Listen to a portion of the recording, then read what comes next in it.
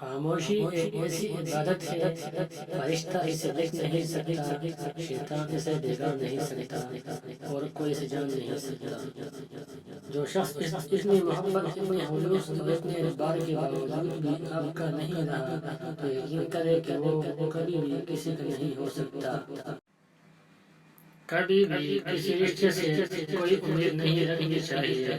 اپنی طرف سے آپ جتنا چاہو کسی کے لیے کرو، پر یہ بات مت سوچو کہ وہ بھی ہمارے لیے اتنا ہی کرے گا یا پھر ویسا محسوس کرے گا جیسا آپ اس کے لیے محسوس کرتے ہیں، کیونکہ جب امید ٹوٹتی جاتی ہے تو بہت درد ہوتا ہے اور آپ کسی سے کہہ بھی نہیں پاتے کہ آپ کو کتنا درد ہوا ہے۔